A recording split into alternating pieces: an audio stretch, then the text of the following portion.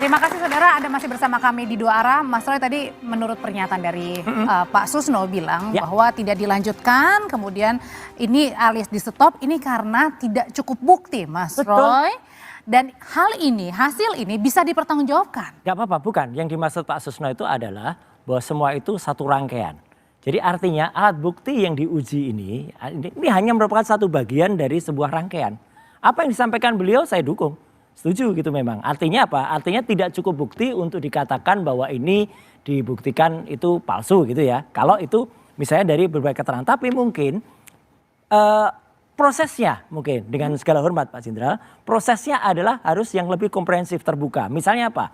Kalau yang kemudian lapor itu adalah TPUA. Harusnya juga TPUA itu menurut aturannya itu mendapatkan laporan dia. Kalau sekarang kan kita bisa lihat di website. Laporan sampai mana. Orang-orang yang didatangi oleh Bareskrim itu siapa saja. Jangan-jangan yang didatangi itu adalah memang hanya circle-circle-nya ya atau katakanlah gerombolannya atau ternaknya. Tapi kan sudah diungkap ada tintanya kemudian diperiksa Belum, itu baru definisi. Yang itu pun sudah beberapa waktu yang lalu saya kasih arahan ya gitu atau saya kasih kisi-kisi. Kenapa Mbak? Dulu kebetulan Pak Susno mungkin juga ingat saya dulu juga pernah membantu bukan di Puslap 4 tapi di Pusiden namanya. Ya pusat identifikasi di Mabes Polri dulu ada gitu. Artinya kita kalau mengidentifikasi itu ada tahap-tahapannya. Bagaimanapun juga ini kita hormati. Saya menghormati tapi akan lebih baik lagi kalau ke depan Mabes Polri itu lebih transparan, lebih komprehensif. Salah satu contoh saja. Misalnya menyelidiki satu lembar gitu ya. Entah itu dikatakan lembar deskripsi atau ijazah. Kemudian katanya diraba. Kemudian diraba tintanya itu katanya dari mesin cetak tekan gitu ya, handpress gitu. Terus kemudian dirasakan. Jadi ini hasilnya bukan hasil laboratorium tapi hasil perasaan Mbak. Jadi hanya dirasakan sayang gitu loh. Udah punya alat-alat canggih harusnya pakai itu. Nah gitu. Tanggapannya Pak Susno ini kata Mas Roy bilang ini sebenarnya pakai perasaan nih kayaknya nih para penyelidiknya. Iya bisa saja Pak Roy katakan begitu. Karena mungkin tidak dijelaskan oleh Pak Dirskrim bagaimana dia menyimpulkan seperti itu. Nah mestinya kalau orang laborat yang hadir di situ dia akan menjelaskan sehingga pada kesimpulan itu apa? Apa karena diraba,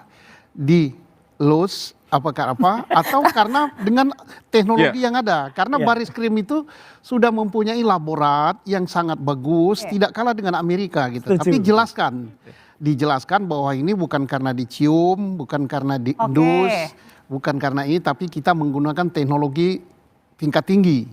Dan pada kesempatan ini saya katakan bahwa negara lain banyak belajar dari Indonesia. Kita punya laborat yang bagus dan punya sekolah penyidik yang bagus yang berada di Semarang yang namanya GSILEC. GSILEC Bapak? Ya, GSILEC pernah situ kan, jangan-jangan ngajar Anda. Itu diikuti berapa ratus negara yang belajar di Indonesia.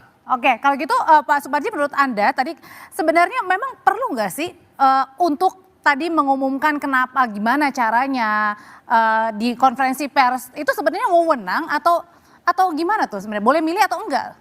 Ya pertama bahwa Lab 4 itu bukan alat bukti, itu cara mencari alat bukti. Bahwa alat bukti itu ya saksi, surat, petunjuk, kemudian ahli dan kemudian kalau dalam persidangan adalah keterangan terdakwa kan itu. Jadi kalau kemudian menyandarkan hanya pada Lab 4, hanya kemudian menyimpulkan ini adalah asli atau tidak asli, saya kira terlalu prematur. Tetapi kemudian kan yang disampaikan ini adalah identik dan non identik. Dan itulah memang konsekuensi dari sebuah Lab 4 dalam konteks menguji terhadap sebuah data yang diduga palsu atau tidak palsu. Kalau pertanyaannya, apakah kemudian menjadi penting untuk adanya konferensi pers? Saya kira bagian dari sebuah transparansi, bagian dari sebuah respon yang cepat. Dan harapannya pada kasus-kasus yang lain pun juga begitu. Tetapi yang terpenting adalah bagaimana menjamin presisinya, akurasinya, sehingga kemudian trust, kredibilitas terjaga. Jadi artinya ini adalah masih terlalu dini untuk menentukan begitu? Ya. Memang belum bisa ditentukan asli tidak asli, kemudian hanya mengatakan adalah identik dan tidak identik. Dan kemudian disimpulkan tidak adanya peristiwa pidana, tidak adanya tindak pidana, sehingga perkara tidak dinaikkan pada tahap penyidikan, berhenti pada penyelidikan tadi itu. Mas Yakub, ini katanya terlalu prematur, terlalu dini kalau ini ditentukan ini ijazah asli atau enggak nih Pak Jokowi? Iya Mbak Audrey, tentunya kan sekarang ada pergeseran narasi seakan-akan bahwa kata-katanya harusnya adalah otentikasi. bukan identik gitu. Harusnya otentik bukan identik. Tentunya Polri memiliki sudah prosedur dalam labnya, dan Puslapfor itu selalu mengeluarkan kalau hasil itu memang identik atau tidak identik. Produknya gitu. itu saja. Gitu. Jadi tapi kan Polri tentunya pada saat melakukan penyelidikan melihat ini semuanya perkaranya secara keseluruhan. Diperiksa kemarin kalau saya tidak salah dengar 39 saksi ya kalau nggak salah ya. Kemudian ada 51 dokumen dari UGM yang diperiksa. Kemudian sampai lembar berita acara ujiannya pun diperiksa. Kemudian ada teman-temannya juga yang diperiksa. Kemudian ada juga foto-fotonya diperiksa. Jadi tentunya penyelidik ini melihatnya secara keseluruhan. Jadi dari itu semua dapat dikonkludkanlah bahwa ijazahnya ini ijazah yang sah. Oleh karena itu tidak terbuktilah adanya pemalsuan atau ijazah yang palsu. Oleh karena itu dihentikan. Jadi harus kita rubah sedikit nih cara pikirnya. Jangan kita lihat bahwa oke, karena itu bahasanya adalah identik maka belum tentu otentik. Bukan. Penyelidikan ini kan keseluruhan, menyeluruh. Jadi kita harus sangat hormati dan justru kami sangat apresiasi kepada para penyelidik yang sangat komprehensif, yang menurut kami kalau pertanyaannya adalah a question of authenticity, ditanya kepada penerbit, simple sebenarnya menurut kami. Maksudnya ke UGM Ke UGM. Ya? Ketika UGM bilang itu produk kami, selesai. Sama kayak uang Mbak. Mbak menyatakan uang ini palsu. Ditanya ke BI. BI bilang asli, saya mengeluarkan. Bagaimana? Masih bilang mau dipertanyakan lagi? Tapi nggak apa-apa, dibawa ke polisi. Polisi bilang, oke, saya uji dulu ya. Diuji secara forensik, dibawalah ke BI-nya, dibawa, ditanya BI-nya yang pencetaknya. Setidaknya Mas, berkali-kali sudah saya sampaikan ya gitu. Sebelum menjadi sebuah ijazah, itu proses yang tadi disebut Pak Susno itu. Apakah terjadinya satu hal yang disebut identik ini ada sebuah proses. Apa jadinya? Kalau kemudian publik itu benar-benar bisa mengerti dan saya sanggup untuk membuktikan atau kemudian kita lihat lagi skripsi yang ditulis skripsi oleh Joko Widodo itu, itulah skripsi yang tidak ada lembar pengujiannya. Lembar pengesahannya bahkan penandatangannya diragukan oleh putrinya sendiri. Putrinya sendiri pun bahkan Pak Profesor Dr. Insir Ahmad itu mengatakan bahwa nama ayah saya tidak pakai OE, nama ayah saya pakai U pada Ahmad Sumitro. Bahkan melihat tanda tangannya dia ketawa. Mbak Greenberry ini itu dia mengatakan, loh ini kok aneh gitu. Jadi artinya lembar skripsi yang tidak ada pengujiannya itu kemudian bisa ditentukan tuh asli atau tuh otentik oleh UGM. Ini yang pantas dipertanyakan. Kenapa bisa itu terbit ijazah dengan skripsi yang saya harus bilang maaf abal-abal seperti itu. Aduh. Iya. Pernyataannya nggak main-main ya. Oh nggak main-main, beneran ini Mel. Nggak pernyataannya nggak main-main Mas Yakub, abal-abal katanya. Ya itu kan semua opini Mas Troy ya, kita ya fakta hormati ini, dan silahkan. Tentunya kan penyelidik kemarin sudah memberikan penjelasan yang sangat komprehensif. Skripsinya diperiksa, ditanya juga kepada teman-temannya, dosennya semua. Dan ini semua kan sudah jelas, ini kan kita negara hukum Mbak. Kita tidak bisa hanya menggunakan opini narasi. Jadi kan kalau itu semua mungkin akan lebih berimbang gitu. Gimana, sempurnanya kemarin itu dua-duanya dihadirkan sebagai saksi pelapor kan gitu loh. Sehingga kemudian tidak ada kecurigaan, terbangun sebuah kepercayaan. Itu yang kemudian jadi pertanyaan, kenapa kemudian dianggap satu pihak tadi Mas Roy. Seharusnya memang kedua belah pihak, saksi pelapor dihadirkan untuk memberikan keterangan klarifikasi juga. Ini yang kemudian menjadi pertanyaannya di situ. Ya, kalau saya tidak salah dengar, pelapor juga diundang untuk memberikan. Tentunya kan ketika membuat laporan, pelapor kan harus memberikan dong tuduhannya apa sih, keterangannya silakan dong. Kenapa palsu, buktinya mana, itu kan. Itu Mas, harusnya begitu. Dan tentunya diundang 2 kali, ternyata tidak hadir juga. Benar begitu Mas Roy? Saya sih bukan bagian dari TPUA, bukan pelapor, tetapi saya hanya diminta oleh TPUA waktu itu untuk kemudian menjadi ahli pada saatnya. Jadi ketika kemudian kemarin yang saya dengar, sampai dengan hari ini, saya belum dengar bahwa pelapor itu atau TPUA.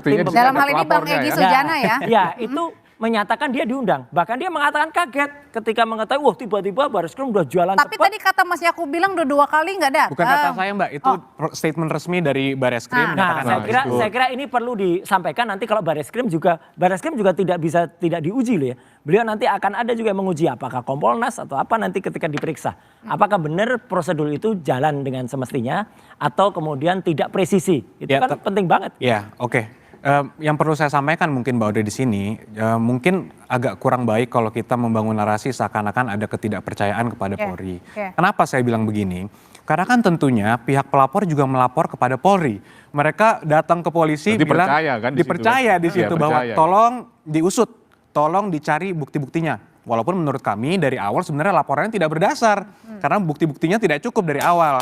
Itu sebenarnya. Mungkin juga sudah terlalu parsa juga kali ya. Tapi Justru itu, Tapi Mas, tetap. justru kami Iya. cinta kepada polisi. Waktu itu juga kami bilang sebentar sebelum teman-teman ini kemudian menarasikan tidak percaya, saya selalu menarasikan bahwa saya menghormati kepolisian.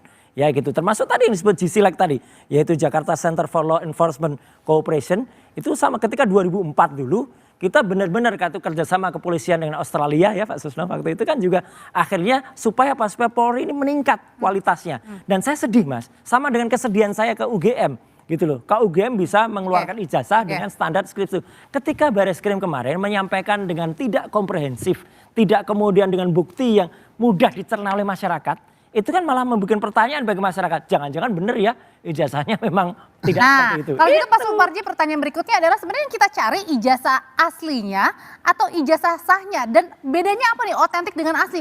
Publik luar bertanya-tanya. Ya, pertama kan Kita bukan yang menjadi otentik perdebatan sama, ini itu kan sah tidaknya. ijazahnya ini asli atau Ijazah palsu itu kan. sah. Oke. Nah tentunya untuk Kalau asli mengukur palsu berarti asli ada atau dua palsu ijazah, itu kan mana yang asli, dilihat dari mana yang siapa palsu. yang punya kewenangan untuk mengeluarkan tentang itu. Ya. Maka dari sini sebetulnya yang harus diuji adalah apakah lembaga yang mengeluarkan tadi itu memang mengeluarkan secara sah atau tidak. UGM ya maksudnya. UGM terutamanya. Dan Pak Jokowi kan bagian dari penggunanya. Maka untuk itu sebetulnya menjadi sangat penting Pak. adalah bagaimana UGM memberikan Hadir keterbukaan juga. informasi. Dihadirkan. Kalau perlu Pak Jokowi dengan UGM konferensi pers bersama. Nah. Untuk kemudian memadukan data-datanya itu. Oke, Gitu. oke kalau gitu sebenarnya Pak Susno sebenarnya ini yang kita cari ini ijazah aslinya Pak Jokowi atau ijazah sahnya Pak Jokowi sih?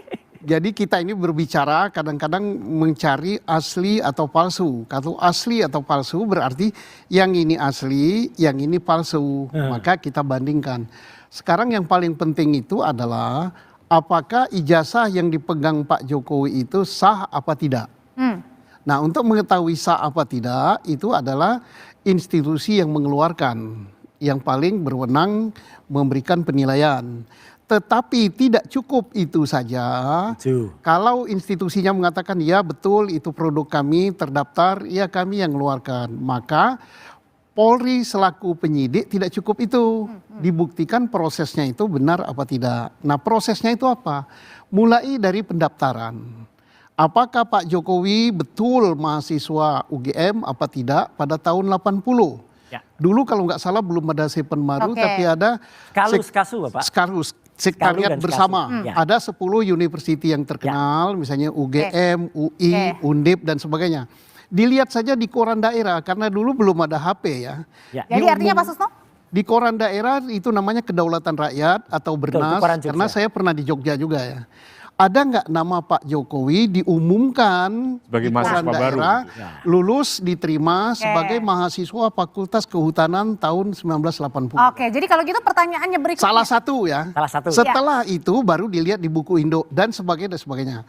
Nah, kembali kepada apa yang kita perdebatkan malam ini, mestinya yang diumumkan itu dan saya yakin ya. Saya yakin Bareskrim sudah on the track, dia sudah memeriksa Baik. saksi, memeriksa segala macam baru pada kesimpulan ijazah ini sah. Oke. Jadi Ya, kalau Belum pada kesimpulan Ya. ijazah sah kan nih, baru Ya. identik. Oke, kan? ya. Nah nanti itu juga akan dijawab lagi sama Bapak Ya. karena ini sebenarnya muaranya kemana nih? Apakah harus nanti di pengadilan nih untuk dibuka seluas-luasnya dan tahu biar publik tahu? Harus seluas-luasnya soalnya ada yang sehina-hinanya. Tunggu saja deh ya, tetap Iya. bersama kami.